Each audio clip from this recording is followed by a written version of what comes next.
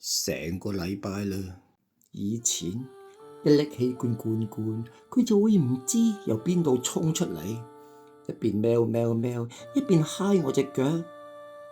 今日我特登買咗罐佢最鍾意食嘅堅魚，習慣咁叫咗聲喂，老虎仔，然後等緊嗰陣熟悉嘅腳步聲。但係屋企好靜，靜到連我自己嘅呼吸聲都好刺耳。我耷低頭望住地板，上面仲有一兩條佢留低嘅飛毛。慢慢我打開罐，放喺平日嗰個位，陣香味攻過嚟。